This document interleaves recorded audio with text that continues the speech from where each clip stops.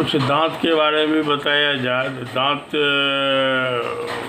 तंदुरुस्त दांत, चमकीला दांत भी खूबसूरती में इजाफा का सबब होता है। इसलिए किसी का दांत अगर हिलौना है या बीमार है, पायरिया उड़िया पकड़े हुआ है, तो वो आदमी अपने मुंह को भी छिपाने लगते हैं बात करने के दौरान में। तो बहरहाल दांत के बारे में थोड़ा सा फिक्र करने की ज़रूरत जो है रात में है, इसलिए कि आमतौर पर सुबह में ब्रशिंग का तो रिवाज है, लेकिन दांत को साफ़ करने का सबसे असल सही वक्त जो है वो रात में है, खाना खाने के बाद खिलाल और ब्रश। तो खिलाल के लिए हमने अंदाज़ लगाया कि नीम का खिलाल जो है, नीम के पत्ती का डंठल, उससे अच्छा खिलाल सारी दुनिया में कोई नहीं बना सकता है। और उसके लिए आपको थोड़ा सा फिक्र करना होगा कि नीम के पेड़ के जड़ में मार्च के महीना में खुद से वो गिरता है, और उसी ज़माने में उस डंठल को आप रिजॉल्व कर लीजिए, और फिर उस सालों भर इंशाल्लाह ख़राब नहीं होगा। नहीं तो सीधा सीधी डाल तोड़ के देखते हैं अक्सर जिनके पास नज़दीक में नीम का पेड़ है, एक तो डाल तोड़ के ला के घर में टांग दिया और उसी से सब आदमी खिलाल कर रहा है। उसमें बरसात में फंगस लग जाता है, लेकिन मार्च वाला जो डंठल जो खुद से गिरा रहता है वो मैच्योर होकर गिरता है, उसमें फंगस नहीं लगता है। उसके बारे में एक अजूबा हम अपने जेब में एक उसका छोटा छोटा तोड़ के और गार्डर लगा के एक रखते हैं बंडल, एक आदत है अपनी।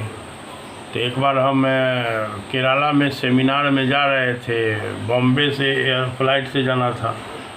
तो बॉम्बे एयरपोर्ट पर जो है अब जो चेक किया था उसके बारे में पूछ दिया, व्हाट इज़ दिस।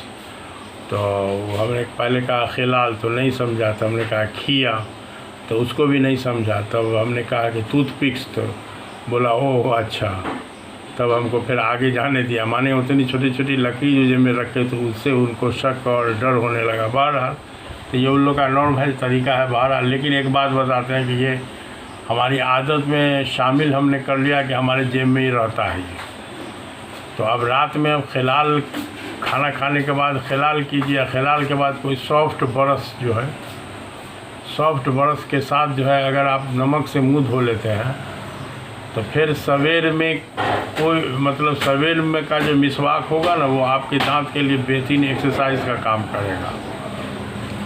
इस तरह का करने वाले लोगों का हमारा गारंटी यकीन है कि बुढ़ापे तक दांत में इंशाल्लाह कोई ख़राबी नहीं होगी। हमारे कुछ दांत में ख़राबी हुई जिसकी वजह से हमको दांत उखड़वाना पड़ा, तो उसका एक सबसे बड़ा मामला यही है कि हम खिलाल नहीं जानते थे। जो बात है, नीम का पेड़ हम लोग के इलाके में, गांव के इलाके में नहीं था, या माँ बाप ने इस तरह की कोई अहमियत नहीं बताई।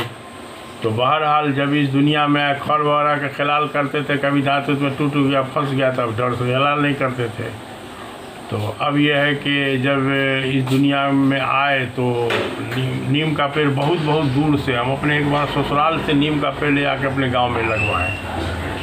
तो नीम का खिलाल जो है बहुत हद तक जो है वो बेहतरीन खिलाल है, उसको थोड़ा सा रिवाज में लाया जाए और उसकी फ़िक्र कर लिया जाए। मार्च में थोड़ा सा चुन लीजिएगा तो जाहिर सी बात है कि फिर साल भर काम करेगा आपको। तो बहरहाल इसके लिए थोड़ा सा फ़िक्र किया जाए। तो दांत की असल हिफाजत जो है ना, रात में ब्रशिंग से है। अब ब्रश सॉफ्ट हो, आजकल एक एक्स्ट्रा सॉफ्ट वाला ब्रश एक देख रहे हैं, कंपनी बड़ी अच्छी बनाती है, 50-60 रुपये में है ब्रश। तो वो एक्स्ट्रा सॉफ्ट है, उस तरह का ब्रश लेके किया जाए तो उम्मीद है कि लाइफ में कभी आपको दांत में किसी तरह का, हमारे छोटे बहनों को जो है वो दांत में पैरिया एक ज़माने से था, बचपन से देखते थे। लेकिन जब हम इस लाइन में आए तो हमने उनको जो बता दिया था, सिर्फ खिलाल नमक ब्रश से उनका पैरिया ख़त्म हो गया, कोई दवा ववा कुछ नहीं, नथिंग। तो बहरहाल ये सब प्रैक्टिकल की चीज़ है, थोड़ा सा इसको अमल में लाया जाए और दांत की भी हिफाजत किया जाए तो ठीक।